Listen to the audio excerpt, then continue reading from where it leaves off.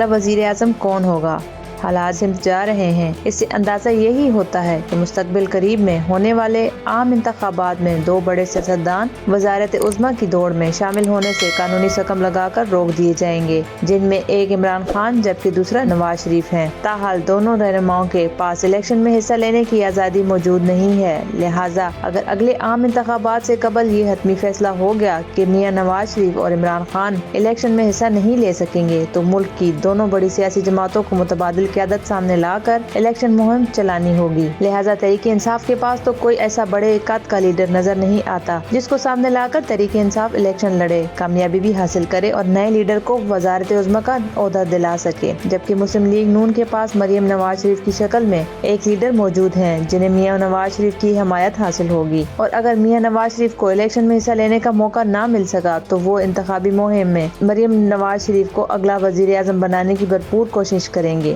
جبکہ نون لیگ کی اس مہم میں میاں شہباز شریف سمیت پوری پارٹی ان کے ساتھ ہوگی۔ دوسری جانب مریم نواز شریف پچھلے 10 سال میں اپنی ولولہ انگیز قیادت اور جاندار تقریروں، جیل میں قید و بند کی صحبتوں کو برداشت کرنے کے بعد ایک قومی لیڈر بن چکی ہیں اور اپنی ولولہ انگیز قیادت کے سبب اکیلے ہی جلسوں میں ہزاروں کا مجمع جمع کر لیتی ہیں۔ لہٰذا عمران خان کی غیر موجودگی کے بعد مسلم لیگ نون ہی ملک کی سب سے بڑی جماعت نظر آتی ہے۔ مریم نواز شریف کے ساتھ ہی پیپلز پارٹی کے چیئرمین بلاول بھٹو زرداری نے بھی اپنی جاندار سیاست کے سبب پیپلز پارٹی کو، جو محترمہ بینظیر بھٹو کی شہادت کے بعد سکڑتے ہوئے صرف صوبہ سندھ تک محدود ہو چکی تھی، اپنے مدبرانہ سیاسی فیصلوں اور عالمی سطح پر اپنی علم و دانش سے ایک بار پھر قومی جماعت میں تبدیل کر دیا۔ یہ کہنا قبل از وقت ہے کہ جس طرح نون لیگ سندھ میں کامیابی کے لیے تمام کوششوں کے باوجود ناکام نظر آتی ہے، اسی طرح پیپلز پارٹی بھی اپنی تمام تر کوششوں کے باوجود پنجاب میں دوبارہ اپنا اثر و رسوخ پیدا کرنے اور ماضی کے انتخابات میں کامیابی حاصل کرنے میں ناکام ہی نظر آئی ہے۔ تاہم جنوری میں ہونے والے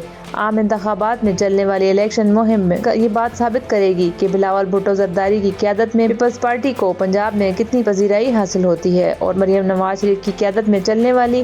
الیکشن مہم نون لیگ کو پنجاب کے علاوہ سندھ میں کتنی پذیرائی ملے گی۔ خاص طور پر بلاول بھٹو کو پوری سیاسی مہم اکیلے ہی اپنے بل بوتے پر اپنی مقبولیت کے بھروسے اور اپنے نانا ذوالفقار علی بھٹو اور اپنی والدہ محترمہ بینظیر بھٹو کے نام پر چلانا پڑے گی، جبکہ مریم نواز شریف کے ساتھ پاکستان کے 3 دفعہ کے سابق وزیر اعظم اور پاکستان کے ایک زمانے کے مقبول ترین لیڈر میاں نواز شریف کا ساتھ ہوگا۔ بلاول بھٹو زرداری اپنی بردباری اور عقل و دانش سے بھرپور گفتگو کے سبب عالمی فورمز پر کئی عالمی رہنماؤں کو اپنا گرویدہ بنا چکے ہیں، جبکہ پی ڈی ایم کی سابق حکومت میں بطور وزیر خارجہ پاکستان بلاول بھٹو نے دنیا بھر میں اپنی سیاسی دانش کا بہترین اثر چھوڑا ہے، جو آنے والے الیکشن میں ان کے کام آئے گا۔ صورتحال یہ ہے محمد نواز شریف 21 اکتوبر کو وطن واپس آ رہے ہیں۔ نون لیگ کی پوری کوشش ہوگی کہ میاں نواز شریف کی نااہلی کی سزا ختم ہو اور میاں نواز شریف اپنی سیاسی سفر وہیں سے شروع کریں جہاں سے انہیں وزارت عظمیٰ سے ہٹا کر روکا گیا تھا۔ دیکھنا یہ ہے کہ پاکستان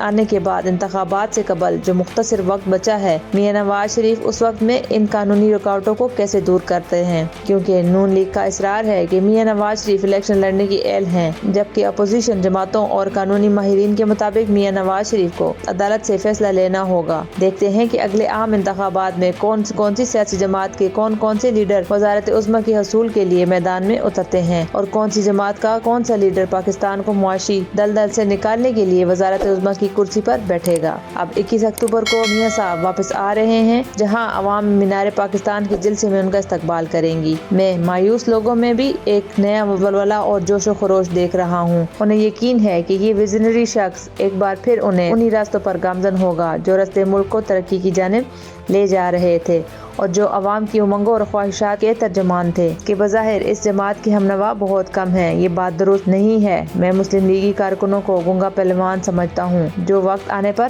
گنگے نہیں رہتے، تاہم اس کا مطلب یہ نہیں کہ پی ٹی آئی کمزور ہو گئی ہے۔ اس خام خیال کو دل سے باہر پھینک دینا چاہیے۔ عمران خان نے اپنے سپورٹرز کے ذہنوں کو ملک کے لیے تلا تک نہ توڑنے کے باوجود پوری طرح مسمرائز کیا ہوا ہے۔ اب جو مرضی کر لیں، وہ کوے کو سفید ہی کہیں گے۔ چنانچہ مسلم لیگز کو اپنے حریف کے بارے میں کسی خوش فہمی میں مبتلا نہیں رہنا چاہیے۔ مجھے علم ہے کہ مسلم لیگ کے رہنما موجودہ انتہائی مہنگائی اور اس کے حوالے سے عوام کے جذبات سے ناواقف نہیں ہیں۔ لوگ گزشتہ حکومت کو ان کے کھاتے میں ڈال رہے ہیں اور یوں اس دور کے بہت سے تکلیف دہ اقدامات کے ذمہ دار بھی انہی کو ٹھہراتے ہیں، جبکہ مسلم لیگ نہیں بلکہ 14 سیاسی جماعتوں کی مشترکہ حکومت تھی اور اس دور میں جتنے فیصلے ہوئے اس کی ذمہ داری کسی ایک پر نہیں، سب جماعتوں پر عائد ہوتی ہے۔ اور اب نواز شریف آ رہے ہیں، اللہ کرے عوام اور ان کے درمیان کوئی رکاوٹ کھڑی نہ ہو۔ ایردوان سے تو نواز شریف ڈرنے والا نہیں، وہ بہت کٹھن مراحل میں بھی چٹان کی طرح کھڑا رہا ہے۔ وہ اگر ملک کے وزیر اعظم بنتے ہیں تو اس کی فوراً بات تو نہیں، لیکن کچھ عرصے بعد عوام بہت سی خوشخبریاں سنے گی، ملک ترقی کی جانب گامزن ہوگا، عوام کے لیے آسانیاں پیدا ہوں گی اور ترقی خوشحالی کا وہ قافلہ اثر نو وہیں سے اپنے سفر کا آغاز کرے گا